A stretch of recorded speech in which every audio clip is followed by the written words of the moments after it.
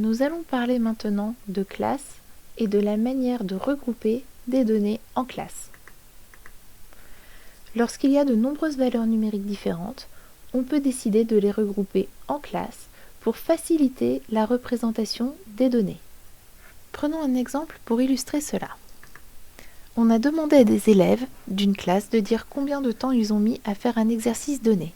Et voici les réponses. Nous observons tout de suite que les réponses données comme ceci sous forme de listes non ordonnées sont très difficiles à interpréter et qu'on a beaucoup de mal à s'y retrouver. Nous allons donc ranger ces durées dans un tableau en les rangeant par catégorie qui font à chaque fois 2 minutes d'amplitude. La première catégorie sera donc les durées entre 0 et 2 minutes, puis entre 2 et 4 minutes, entre 4 et 6 minutes, entre 6 et 8 minutes, et enfin entre 8 et 10 minutes. Prenons maintenant un crayon et retrouvons toutes les durées entre 0 et 2 minutes. Je les ai marquées avec une croix orange.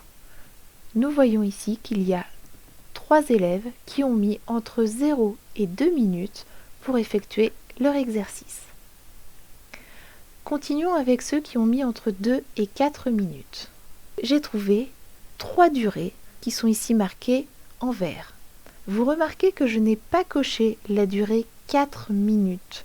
4 minutes et 0 secondes, puisque dans ma catégorie, je vois que je suis supérieur ou égal à 2, mais que je dois être strictement inférieur à 4 minutes.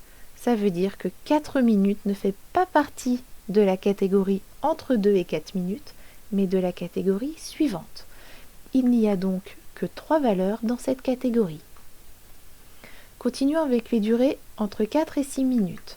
Je les marque de la même manière, ici avec une croix violette. Je vous invite à le faire et à compter le nombre de valeurs. Il y en a ici 9. Je continue avec les durées entre 6 et 8 minutes, qui sont ici marquées en bleu turquoise. J'en ai trouvé 3. Et enfin, les durées entre 8 et 10 minutes, que j'ai marquées ici en rouge foncé, il y en a 2. Grâce à mes croix, je peux vérifier que je n'ai oublié aucune durée. Il peut être sage de vérifier quel était l'effectif total dans notre liste de départ et quel effectif total on trouve en additionnant ce qu'on a rangé dans notre tableau. Ici, dans les deux cas, on trouve 20 valeurs, ce qui veut dire qu'a priori, nous n'avons oublié personne en remplissant notre tableau.